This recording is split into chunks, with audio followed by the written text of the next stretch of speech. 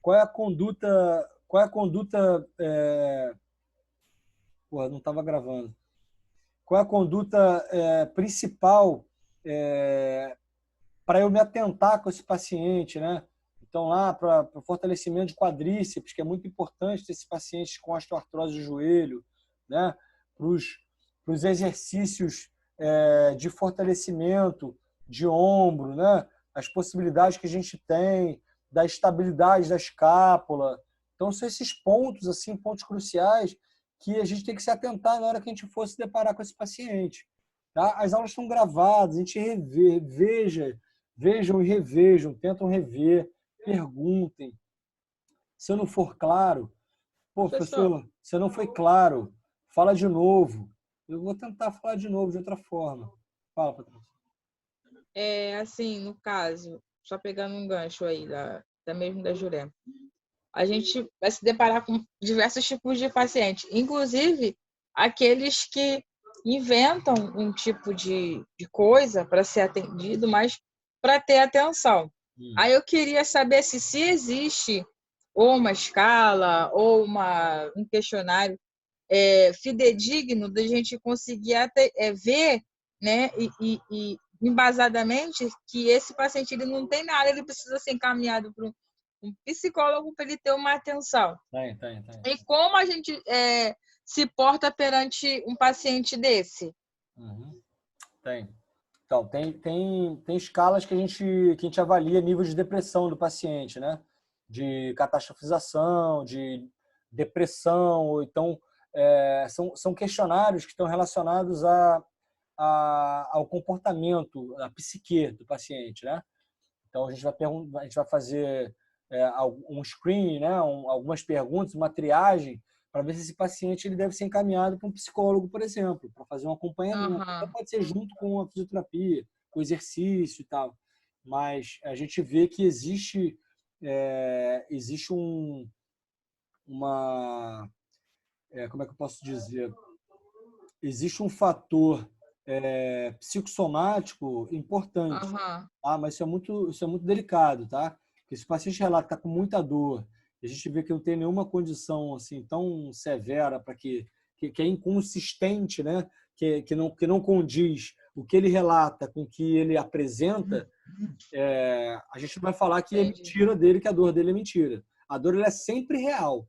A dor ela é sempre real, sempre. A dor do paciente ela é real, tá? Mas a gente pode direcionar. Isso é muito mais complicado, tá?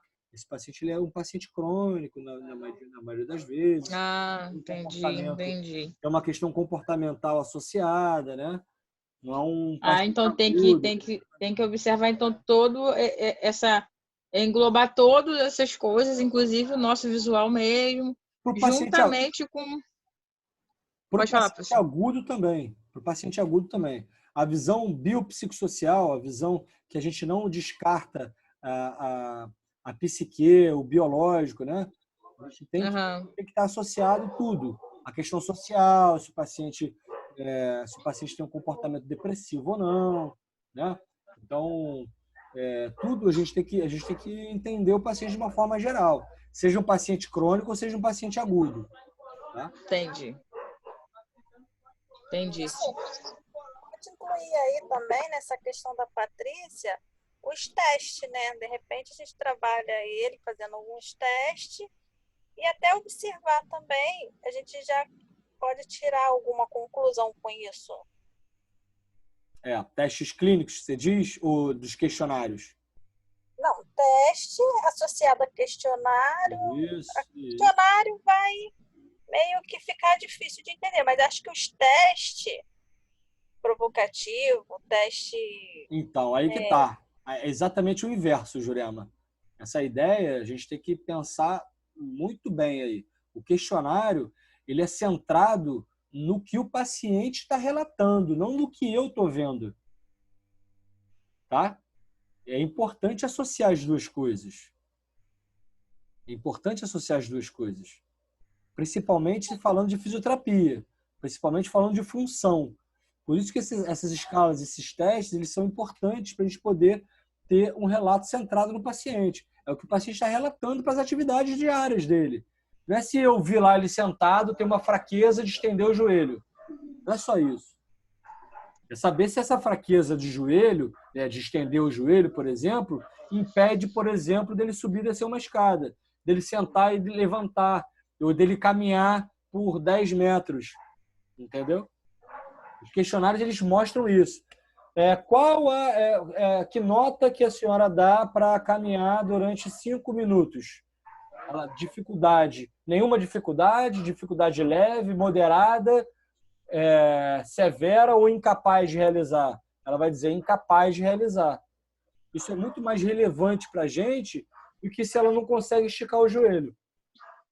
Ô, professor, e quanto à aplicação do questionário? O mais interessante é onde ele possa dar uma resposta mais sincera para nós. É ele fazer sozinha ou a gente fazer essa leitura acompanhada? A gente pode acompanhar, mas pode ser o autorrelato do paciente também. Tá? A gente só entrega o questionário para ele, ele vai fazendo ali, qualquer dúvida que ele tenha, a gente orienta. Isso, a gente orienta. Tá? Tá. Mas a forma como a gente faz, a gente vai ter que sistematizar isso. Se eu fiz a primeira vez, eu dei a folha para ele, ele fez, vai ter que ser dessa forma também da próxima vez. Ah, sim. Então, vamos lá. As recomendações, deixa eu só ver se já salvou a outra aula, para eu salvar aqui. Então, vamos lá. Voltando aqui ao que a gente estava conversando. Então, isso aqui são recomendações que saíram do consenso lá de 2018 em relação a alguns parâmetros e orientações em relação à avaliação física para conduzir a nossa reabilitação, nosso processo de reabilitação. Tá? Então, o que a gente vai avaliar, por que a gente vai avaliar e como a gente vai avaliar. Então, a dor a gente avalia para a gente poder orientar a progressão e efetividade do nosso tratamento. Né? Então, a gente tem que avaliar a dor. E como é que a gente vai avaliar a dor? Ou através de um questionário que chama FADI, que não está ainda, até onde eu entendi, não é um questionário ainda validado para a língua portuguesa, mas existe a escala numérica de dor que a gente pode usar, tá? Que é altamente difundida aí, que é aquela escalinha de 0 a 10, onde 0 é zero dor e 10 é uma dor extrema. Tá? Então, a gente vai dar lá para o paciente vai dizer se a dor dele é 0, vai dar uma nota de 0 a 10 para a dor dele. Então, a gente vai avaliar através da escala numérica de dor, de 0 a 10. Edema, a gente vai mensurar por quê? A gente vai avaliar o edema. Por que a gente vai avaliar o edema? Para poder mensurar a eficácia das intervenções ativas. Ou seja, o que a gente preconizou para melhorar o edema, se está sendo efetivo. Como é que a gente vai avaliar isso? Através de uma perimetria, de uma medição fita métrica, de medida em 8, que a gente vai ver ali na frente. ADM. Também vamos avaliar a ADM. Por que a gente vai avaliar a ADM? Porque esses pacientes que sofrem entorse de tornozelo, lateral de tornozelo, eles têm uma propensão a desenvolver uma limitação de dorsiflexão. E a limitação de dorsiflexão ela é frequente em pacientes que evoluem com instabilidade crônica do tornozelo. Tá? Então, uma cronificação do quadro. E há uma relação da perda de dorsiflexão. Tá? Por que há essa perda de dorsiflexão? A gente vai ver aqui embaixo. Então, como é que a gente avalia a perda de dorsiflexão? Através de um teste que é validado, que é um teste de Lange, que a gente vai ver ali na frente também. É um teste em cadeia cinética fechada. E a gente vai avaliar também a artrocinemática, tá? Desse tornozelo. Por que a gente vai avaliar? Porque o paciente que teve uma entorse, ele pode levar a uma ruptura do talo fibular anterior. A gente viu isso, né? E a ruptura do talo fibular anterior leva a uma falha posicional, a um deslizamento anterior. A gente não viu lá que o talo fibular anterior impede esse deslizamento anterior do talos?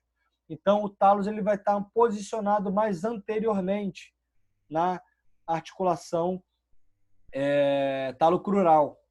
E isso, essa posição mais anterior, impede um deslizamento posterior do talos durante o movimento de dorsiflexão, tá? Então, o talos ele se desloca posteriormente. Quando a gente faz o deslizamento, deixa eu ver se vocês conseguem ver aqui, nessa visão lateral aqui, quando a gente faz um movimento de dorsiflexão,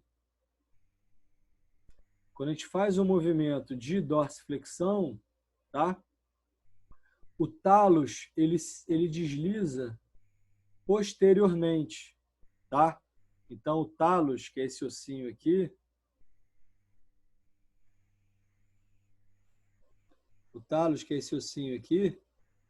em vermelho, ele desliza posteriormente. Quando a gente faz o movimento de dorsiflexão, ele desliza posteriormente. Então, numa lesão do talo fibular anterior, o talos está posicionado mais anterior. E há uma restrição dessa mobilidade posterior durante a dorsiflexão. Então, uma falha posicional do talos, tá? Uma falha posicional do talos.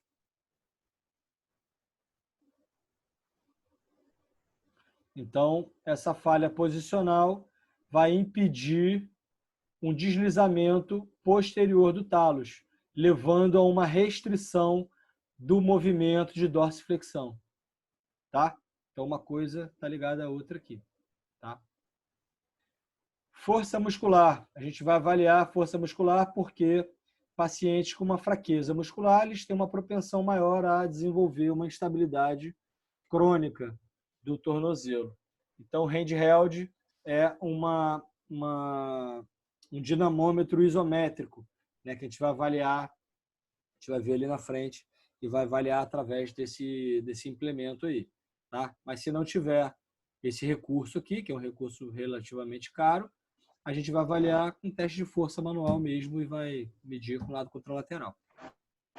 Equilíbrio estático, a gente mede através do Balance Score, que é uma medida funcional, tá? O paciente vai ficar apoiado os dois pés, vai botar um pé na frente e outro atrás, vai diminuir a base, a gente vai avaliando o score ali, e a gente vai ver se esse paciente ele tem uma estabilidade estática ou não, tá? Isso por quê? Porque esses pacientes que têm um déficit de equilíbrio estático, eles evoluem também com instabilidade, podem evoluir com instabilidade crônica articular.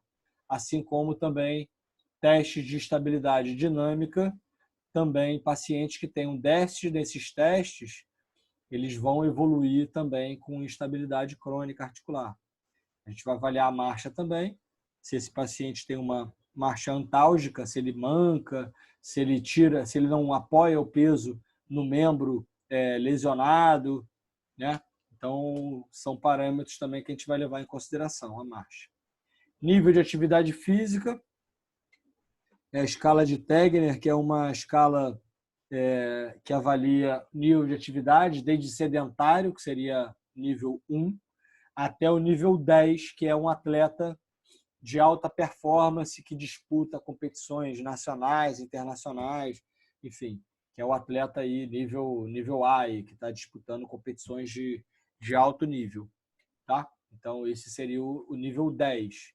Então, vai passar aí por atividades uma vez na semana, atividades recreacionais 3 vezes na semana, 5 vezes na semana, né? Atletas que competem amadoramente, atletas que competem, mas num nível não tão profissional, né? No nível ali Série A, série B, Série C, mas são atletas que ganham dinheiro com isso. Então, é uma escala aí de 1 a 10. Tá? Então, a gente vai perguntar para o paciente na história lá, faz atividade física? Faça uma corridinha 2 vezes na semana. A gente vai pegar a escala lá 2 vezes na semana, é nível 4. Tá? Então, só para a gente poder ver. E quando a gente for tratar desse paciente, a gente vai tratar de acordo com o que ele realiza. Não adianta a gente passar teste de agilidade, corrida, salto. Se o cara dá 3 corridinhas ali, uma vez ou outra, enfim, não tem um nível de atividade tão severo assim. E medidas autorrelatadas, que é exatamente centrada no paciente, né? Então, existe essa escala aqui, que é a escala FADI, que está aqui em cima também, que é um questionário, que também vai avaliar AVDs, avalia dor, avaliei o paciente de uma forma geral. Então, é de acordo com o que o paciente relata, não o que eu estou achando do paciente. Tá? Então, para mensurar a dor, a gente vai usar a escala numérica de dor, onde 0 é nenhuma dor e 10 é uma dor máxima. E aí o paciente vai dizer para você, você vai perguntar para o paciente para qual nota que ele dá para a dor dele, e aí ele vai dizer tal nota para determinada função. Tá? Isso é importante também a gente determinar. Para subir escada é 8, mas parado em repouso é 2.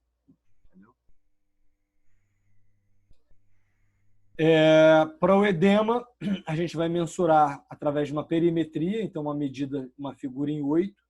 Então a gente vai passar aqui na base do navicular e na base do quinto metatarso, e aí vai transpassar fazendo um 8 e vai fechar ali na região anterior do tornozelo, na região da interlinha articular ali, no sulco tíbio fibular, tá? Bem na região anterior do tornozelo.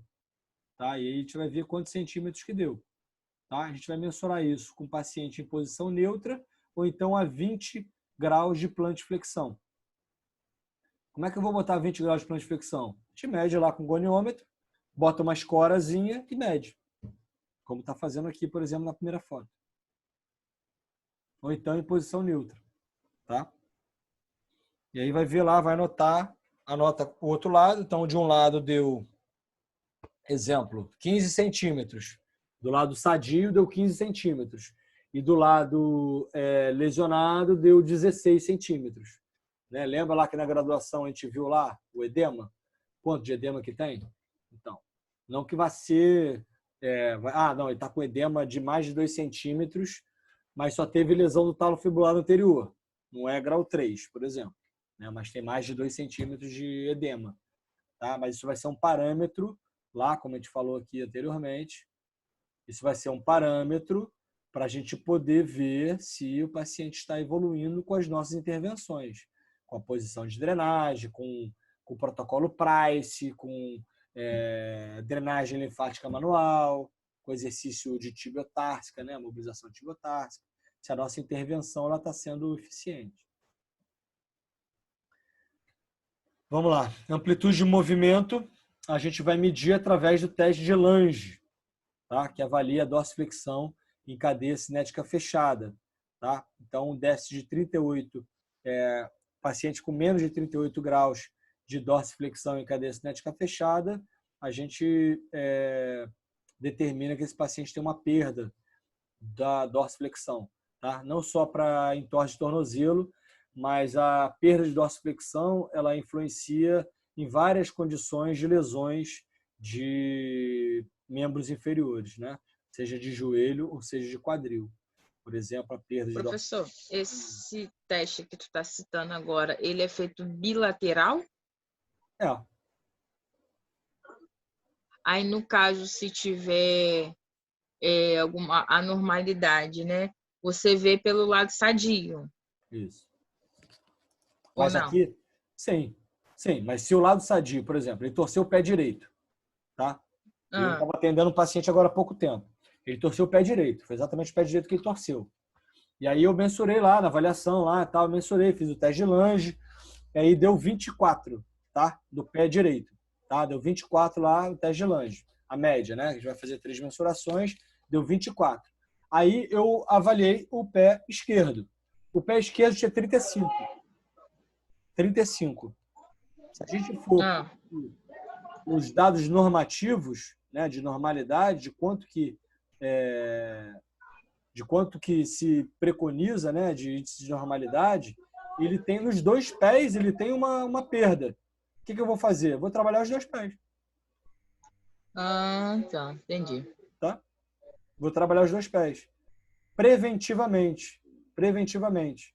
Eu não acabei de falar que há uma relação de perda de dorsiflexão com outras afecções de joelho, quadril, de membro inferior, por exemplo, tendinite patelar, condropatia, dor patelofemoral, tudo isso pode ter uma relação com a perda de amplitude de movimento de dorsiflexão em cadeia cinética fechada. Tá? Lógico que não é Entendi. ele tem uma perda de dorsiflexão, então ele vai ter dor patelofemoral. Não é só isso.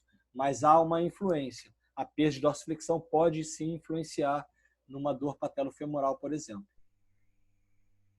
Entendi. Professor, Oi. tô quieto hoje, hein? Tô quieto hoje. Pergunta. Deixa eu te perguntar. É uma dúvida que eu já estou trazendo, mas eu estou esperando o momento certo. Aí acabou que rolou esse teste aí. Os tipos de pé, o cavo e o pé chato, né? Plano.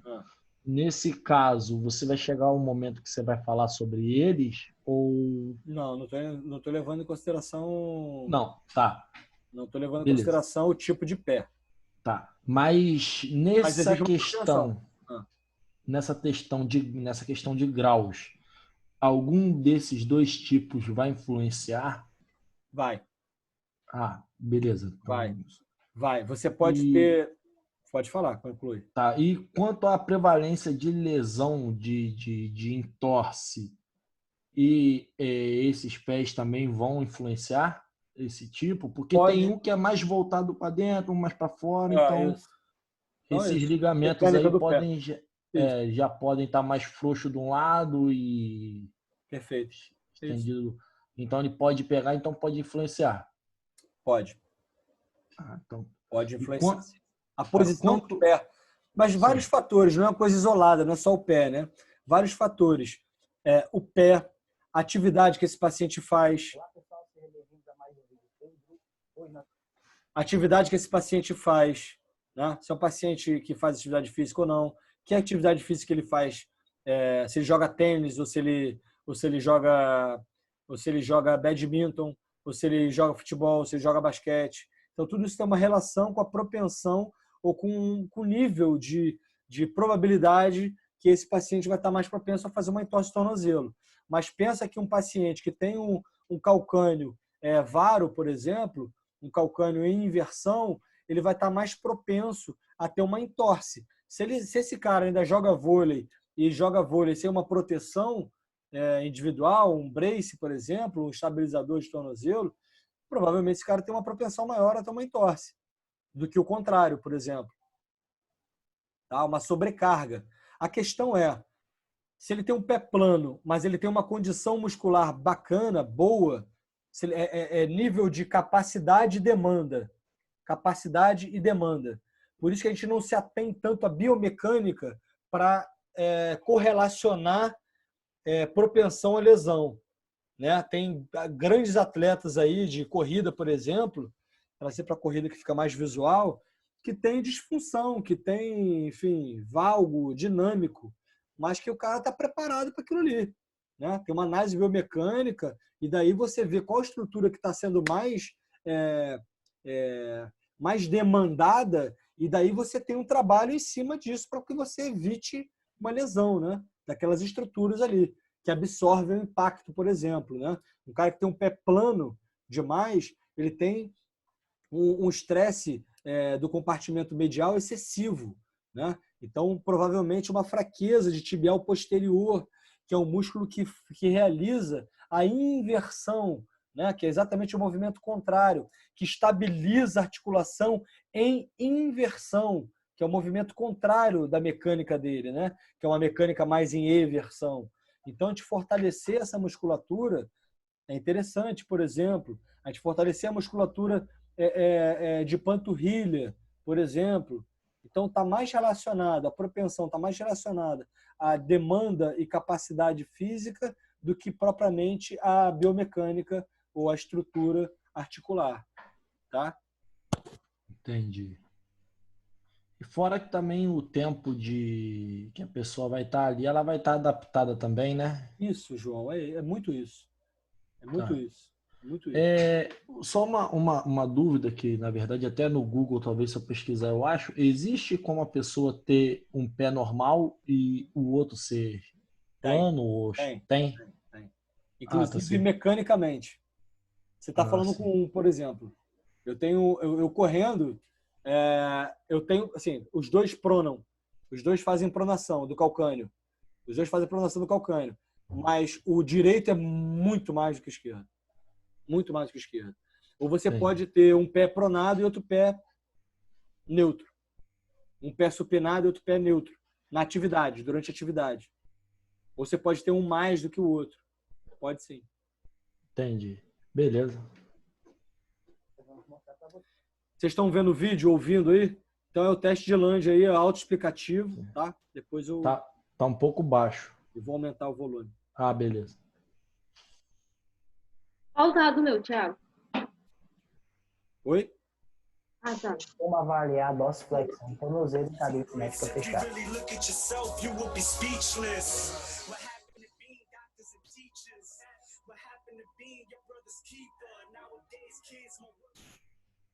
Déficit de dorsiflexão em tornozelo precisa associado com alguns tendinopatia do calcâneo, tendinopatia patelar e disfunções do movimento humano, como válvula de mão e joelho. Da forma interativa, fisioterapeuta e profissional de educação física sejam aptos a avaliar esse conceito. Fazer a avaliação da dorsiflexão em tornozelo, você vai precisar de duas fitas. A primeira fita métrica vai estar sobre o solo e a segunda fita perpendicular a esta da parede. O atleta vai se posicionar colocando o segundo dedo sobre a linha ao solo, alinhado com o centro do calcanhar. Durante a avaliação, você deverá instruir o atleta, o paciente, para não realizar a rotação do quadril ou rotação do tronco associado. Além disso, durante o movimento de dorsiflexão, ele não poderá levantar o calcanhar. Na hora da mensuração da amplitude, você pode escolher mensurar com um cronômetro, que vai estar posicionado 15 centímetros abaixo da taxa, da velocidade inteira da tibia, ou a distância entre o segundo dedo e a parede, com a fita métrica ao solo. Dessa forma, ele vai fazer 5 inclinações máximas e você vai mensurar a amplitude.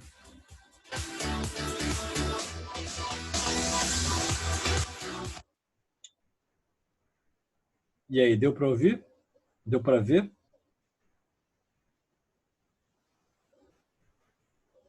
O meu ficou mais visual. É, Ouvir não deu muito, não. ficou um pouco baixo.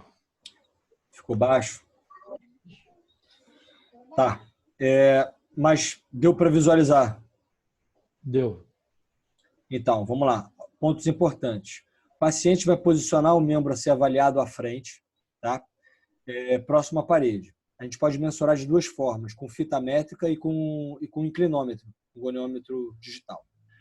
Então, o paciente, com a fita métrica, o paciente vai pisar na fita métrica alinhado o segundo dedo com o calcâneo, vai pisar bem centrado, tá? E ele vai levar o joelho, desculpe, em direção à parede. E aí ele encosta na parede.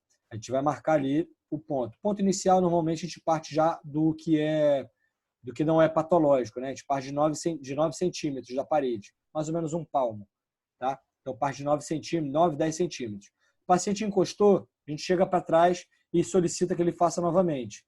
Até a medida que ele não consegue encostar. Não consegue encostar milimetricamente, tá?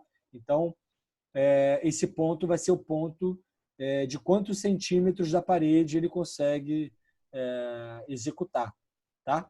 Entenderam ou não? Então, quanto mais próximo, maior a perda de amplitude de movimento. Eu prefiro fazer com goniômetro. Paciente com inclinômetro, melhor dizendo. O paciente vai apoiar o pé à frente, vai alinhar o membro e vai fazer vai levar o joelho em direção à parede. E aí eu vou com o meu celular e vou posicionar a 15 centímetros abaixo da TAT, tá? Então, eu vou posicionar o celular a 15 centímetros abaixo da TAT.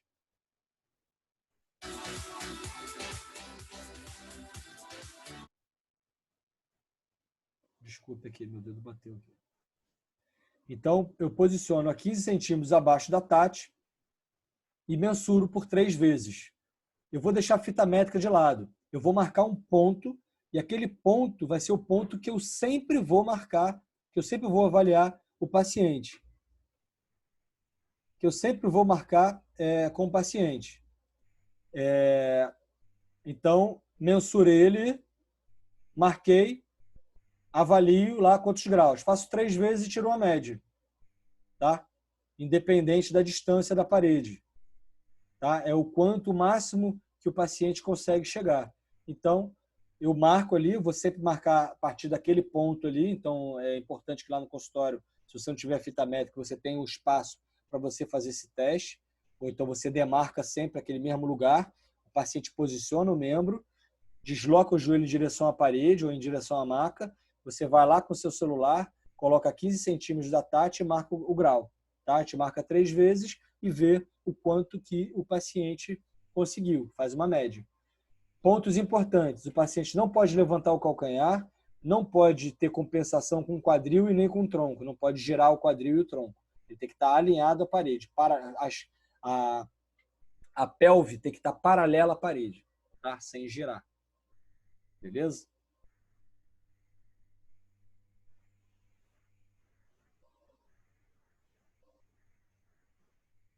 Então, perguntaram quando é que vai acabar a aula. Então, a gente tem um conteúdo.